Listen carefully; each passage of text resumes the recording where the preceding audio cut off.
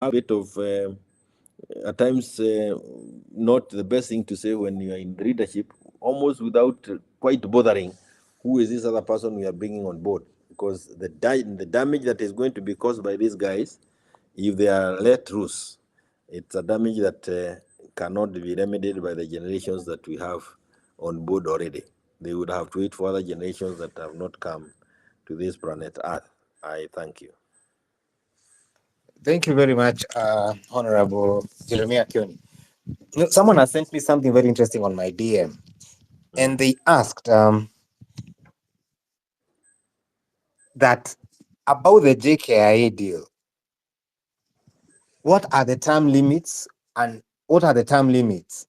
And I also asked me about the Ford Foundation. We seem to have a president who's, when he's in Kenya, Ford Foundation is an enemy. When he meets the Ford Foundation, they are a friend of democracy. So do we have a president who speaks according to where he is? Does he tell you what you want to hear when he's with you? So I don't know I don't know that Ndegwa and Njiru can tell us. I can only mention About the about term the Ford limits. Foundation, with your permission, and others can Okay. inform. Just a quick one to see how humiliating having these guys in leadership is.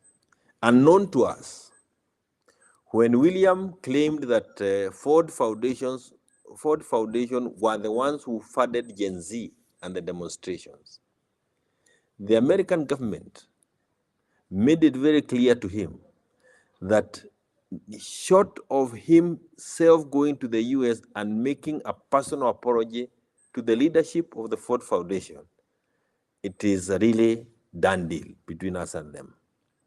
So while he told us that he was going for UNGA, this was one of the humiliating things that he has to do.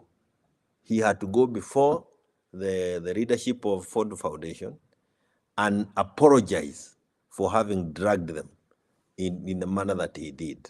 That is your president. I am not sure that he was not made to kneel. If the other time he was given a seat to sit on by Biden, who knows whether he knelt when they were behind doors. But it was a really humiliating thing for us as Kenyans when your own president is summoned to other capitals to go and apologize for having made some reckless statements that humiliates us as a people. And of course, doesn't help us in improving the international image of all those of our people who are within us and outside of our country. That's a bit I wanted to mention about Ford Foundation, having gathered that information from somewhere. Thank you very much. Now, I seem to be getting a lot of questions in regards to you. People are asking. Now, we have Adani who's taking over not only JKI, he's taking over Chief, he's taking over Kentraco. Is this a case of Adani almost becoming Kenya's economy and the Kenyan economy becoming Adani? And how can he be stopped from going into Chief and Kentraco and all that? Because people are saying, if you stop him with JKIA, is Chief and Kentraco still going on? Thank you once again, Tony. And I cannot thank Honorable Jeremiah Kioni for that able submissions. And he has given the perspective of the person we are dealing with. It's not just the country and the resources of this country that are at stake. And Honorable Kioni, thank you for that compliment. I convinced myself from the day William Ruto took oath, or from the day the Supreme Court announced that we had lost the petition, that the country had taken the wrong trajectory, and the country has been placed under the hands of Washosho and the Wanogo of the 1990s. And that's the tragedy this country is currently facing. I was about to say that it's not only the resources of this country that are at stake, even our own sovereignty is at stake. Our sovereignty has been defiled by these two guys, and that is why the hashtag impeach both must be the rallying call. When you imagine a person in the name of a president making such kind of defamatory claims against an institution Then the next day you see him shaking hands with the same individuals he was accusing, you ask yourself whether this person can qualify under chapter 6.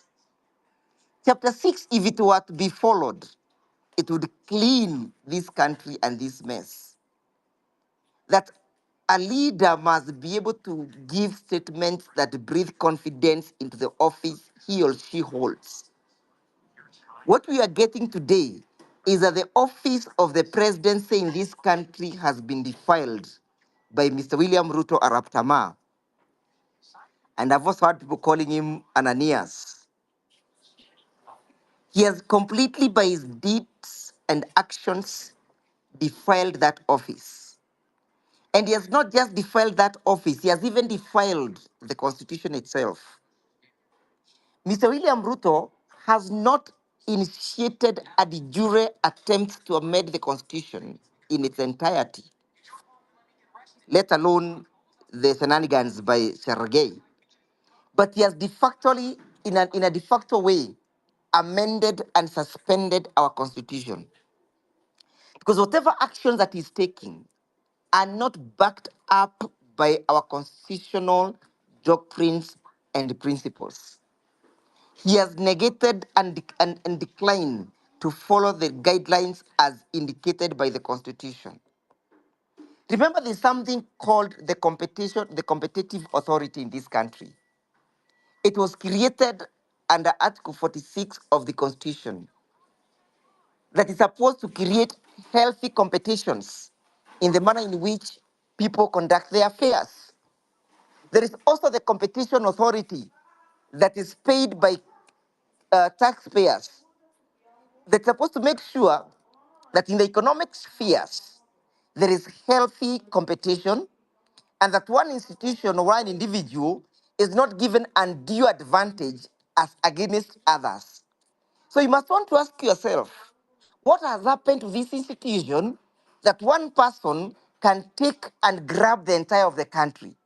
You grab Kentraco, you grab the airport, you grab the social health scheme. One individual. Where is the voice of the competition authority that's supposed to guard these misnomers? So we are having a serious breakdown of the rule of law. If the rule of law was to be followed as it ought to be, then we should be hearing the voices of the persons holding the offices in those particular authorities. But because we are being led by rogue president and a rogue deputy president, then we must embrace ourselves and come out and actively participate. That is why we are saying, and I want to just add on what Honorable Jeremiah Kioni was indicating, that since we have lost confidence in in the manner in which the institutions of this country are ran, and since we have come to a conclusion that these institutions cannot be held to account to defend our democracy and our rule of law, then we, the people, must take charge of making sure that we go ahead of these institutions and remind that these institutions were created to benefit the people of Kenya and to execute their functions. That is to say, that if Parliament is supposed to initiate the impeachment of Mr. Rigathi Gachagua, the former DO, and initiate the impeachment of Mr. William Ruto Araptama, and they have failed, then we are asking the High Court, are we so desperate? Are we just going to remain helpless? Or can we exercise our powers under Article 1 of the Constitution and conduct a referendum to to impeach these individuals? Remember, the member of parliament can be recalled by the people through the procedure created by the Constitution. But when it comes to the executive, we are told it's only parliament, that is the National Assembly, and the Senate that can initiate the process. That means declothing us of our ability to directly check on the person that we once elected. So we're asking ourselves, and we're asking the High Court, did we donate all the powers? Or can these residual powers, which says that the people can exercise their sovereignty directly, also include recalling the president or impeaching the president? That is a subject that is before the High Court. I wish to rest there, and I thank you. Thank you, Wakili Ndegwa. Now, as I bring in Tony Gashoka, I see Farah and Daniel, your hands are up. But you'll be next. As I bring in Tony Gashoka, someone sent a question to me also on my DM and is asking, there seems to be an affinity between Ruto and Asians, especially the name Adil keeps on coming up, who just hired his son. Tony Gashoka, what is your input, given that you are the one who has filed the case in regards to JKIA?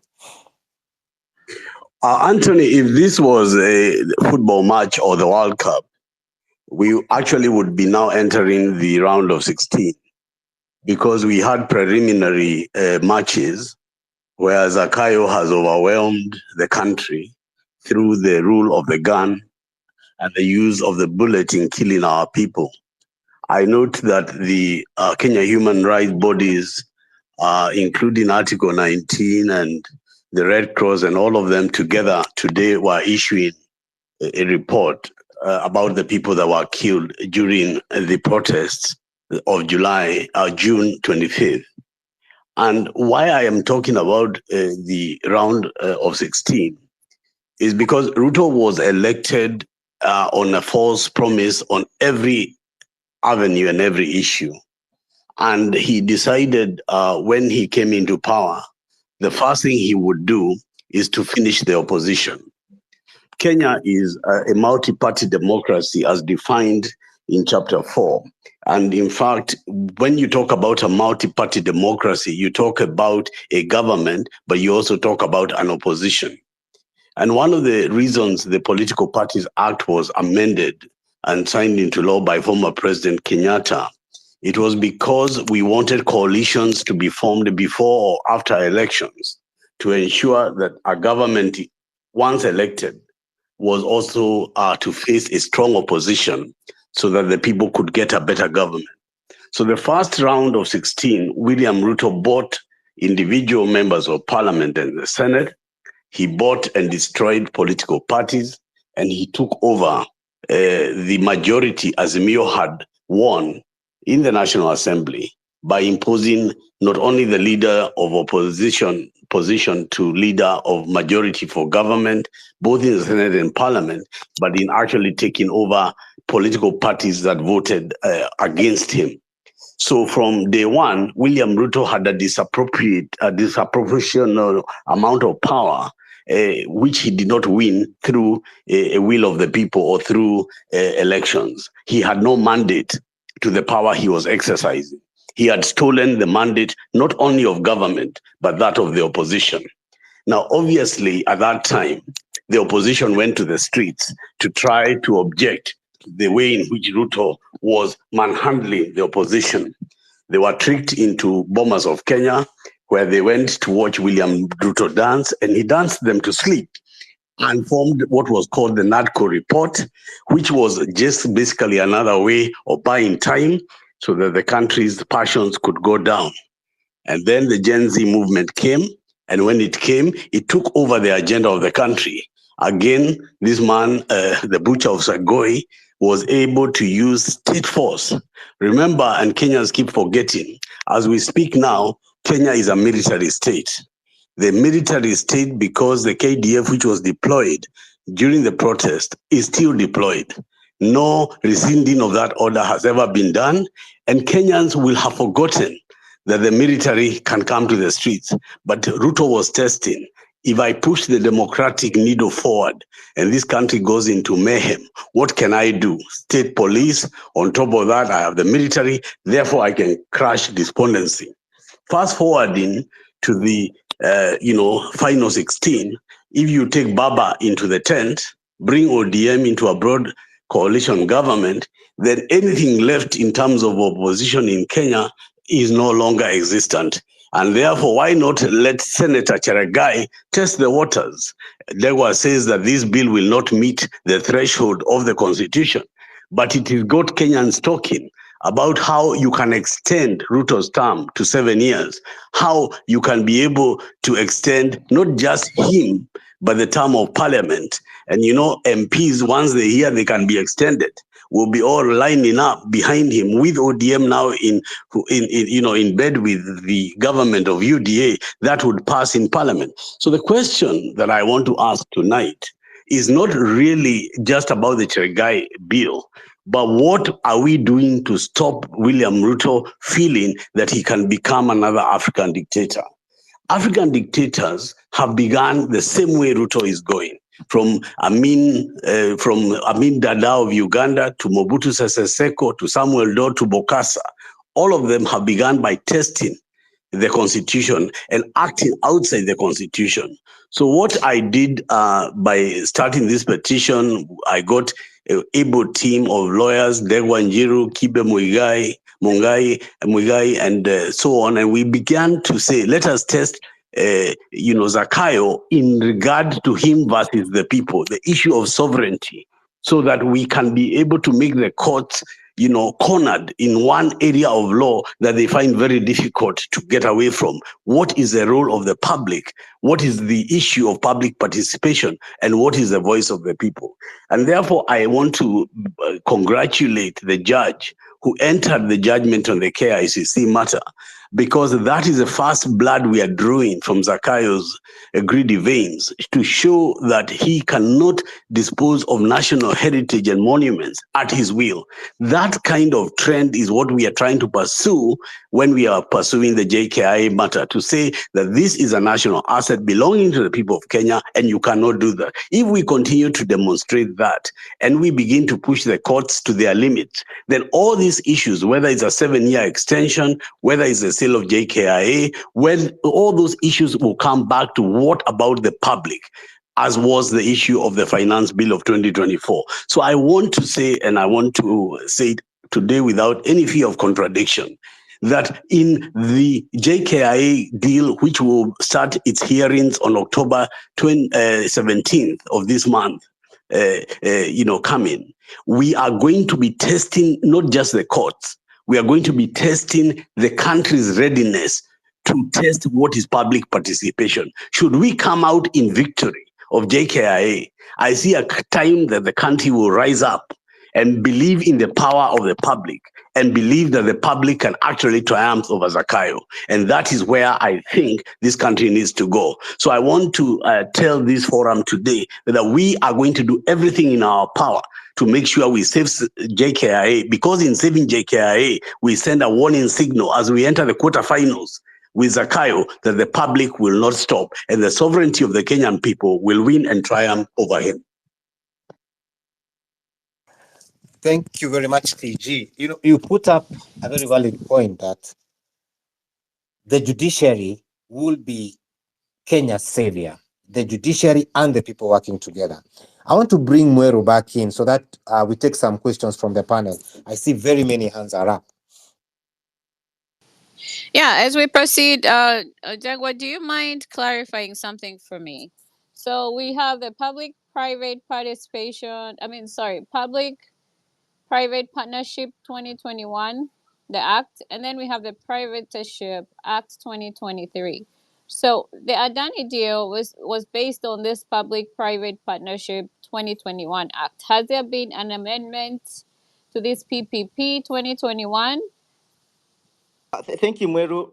And again, thank you, Tony, for that able submissions and the encouragement that the people must remain together and that the people must take the only last resort of ensuring that everything is done is put to the test by the judiciary.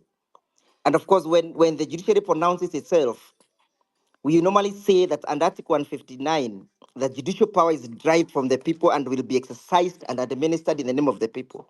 So when a judge pronounces himself and declares a particular act and constitution, even before I answer the question, it is not just that particular judge who has pronounced, it's the people of Kenya who have pronounced themselves on that particular issue.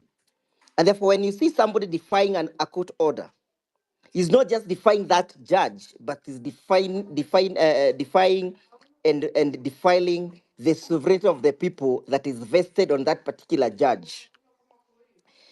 I may say that the Public-Private Partnership Act suffered the first amendment in 2023. And the amendments that were brought forth were designed in a manner that it would be possible for the KK regime and William Ruto Raptama to commit what Kenyans have already built, like the JKIA, to the hands of an individual private citizen.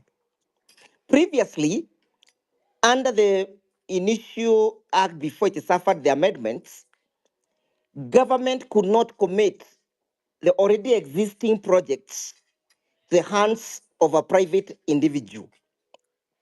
There is a slight provision under Section 3 of the amended act that purports to prevent the public properties where money has been invested already from being vested in the hands of the private individual.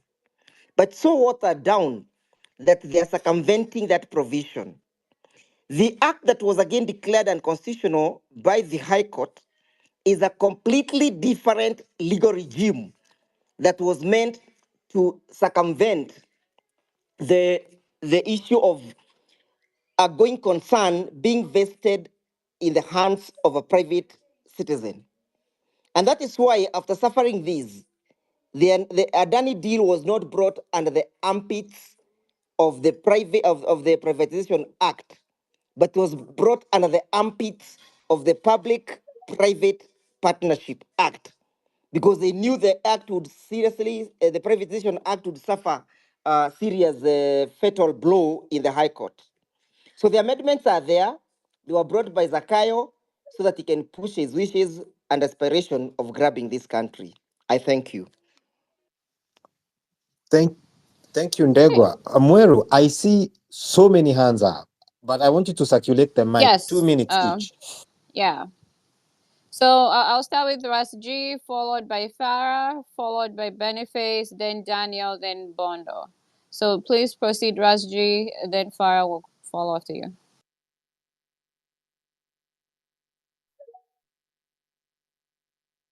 Ras G, do you hear me? Let's go to Farah. Thank you. Am I audible? Mweru. Yes, you are. Yes, you are. Go on. Thank you. Yes. Well, Anthony, I think you personally know what my stance and what my solution for the Adani deal with the JKIA is. And the one thing I read today is on the Daily Nation is that the government have opened up a window for competitive bidding of the JKIA deal.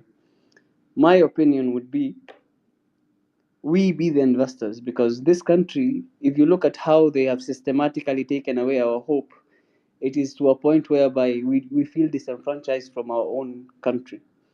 But my suggestion for the JKIA deal is let's form a consortium, come up with a 30% of the 1.8 billion that the Adani is offering, have a private company run the macro and the micro management of the airport, and we have dividends paid out in 10 years' time. And the beauty about this is anytime the government will try to privatize anything else, we'll only ask one question: how much is it? Because what Kenyans need to understand is hii pesa tuko nayo. Tofauti iko hii pesa haiko mali moja, wewe uko na ingine, mimi niko na nyingine, somebody else has some part of it. But if the 78 billion, which is the 30%, was to be divided amongst all of us equally, it would be 1560 shillings. It's impossible. Form a consortium, let everybody buy shares into it. That was number one. Number two, I would like to talk to Kina Jeremiah Kioni, and I saw Eugene was also here. In a wholesome society, everybody has a role to play. And we haven't honestly played our roles in this country diligently and honestly. We do not care enough for our motherland. We sometimes look at ourselves more before we look at our motherland. And we need to differentiate between that which is collective and that which is personal. At this moment where we are in, we have a generation that has come up and is willing to fight for what is right. What is the older generation's role? Traditionally, the older generation guided the next generation. impacted them with knowledge and skills that would ensure them would help them survive. My appeal to you is kindly, tafadhalini, hatuwaambii msimame kando, but tunaomba mshike wale ambao wametokea mikono as parents, because the next time people go to the streets, unless we have a unified front, we are only going out to become shooting practice for the police again. Be selfless enough to understand that this country is bigger than your ambitions sometimes. Tafadhalini. Let's give this country the respect it deserves. Jitolee kumshika mkono yule ambaye amejitolea kukufia nchi. You do not need, it's not a must for you to occupy office. A free and fair country should be enough for you. Most of the older generation have become the stumbling block to progress. And this is my explanation to this statement. You, as long as you can make ends meet, you don't look at what is collective. And the worst part of it is a lot of the people who have even previously been entrusted with leadership have never put this country before their stomachs. We do not need young leaders, nor do we need old leaders. We need leaders of integrity, people who understand the difference between ya nchi na yake.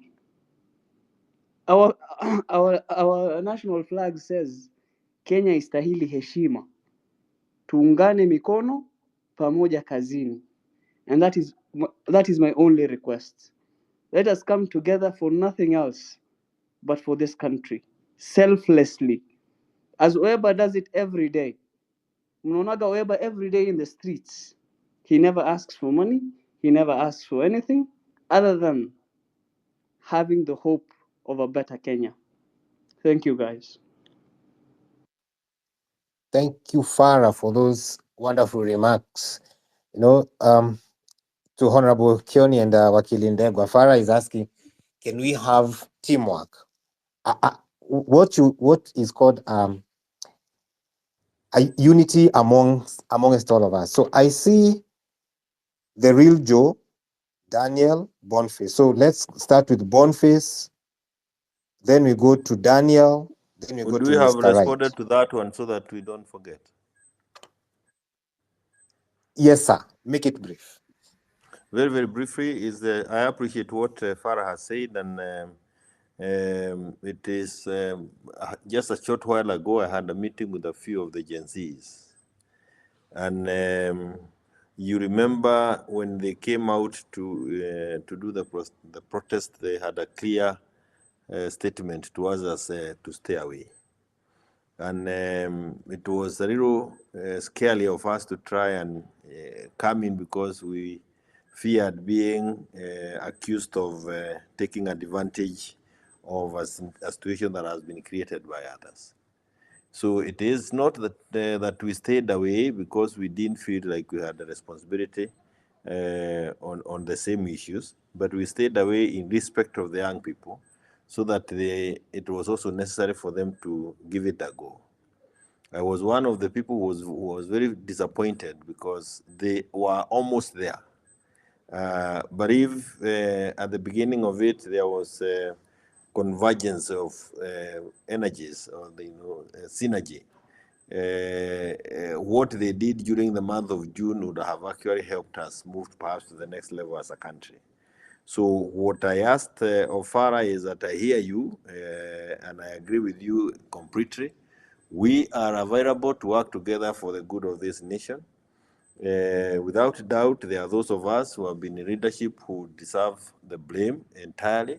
It's also important that you avoid blanket condemnation because that has been used by other regimes in the past, and they have managed to scatter any effort that has been made to deal with the malpractices in our systems, so that we encourage those who need to be encouraged, condemn those who need to be condemned, but a blanket condemnation of every person who has ever tried to help in the leadership, again, does not help the cause. It helps those who want to acquire Sakayo. And finally, is that it is also important to do some little bit of background check, so that when you say that there are those who just want, when they kama wamechibwa watu wametosha, you may want to find out how is it that those of us who have been out struggling for the last couple of years, how have we been surviving? Who has been paying? Who has been meeting our bills? You'll be surprised to find that there is a struggle with some of the people you think are doing very well, and it is a sacrifice that they also have done. And I rest my case. Thank you very much, Honorable. Now let's go to Daniel, Boniface, and Mr. Right. Daniel, you have 2 minutes. Yeah, okay, hi.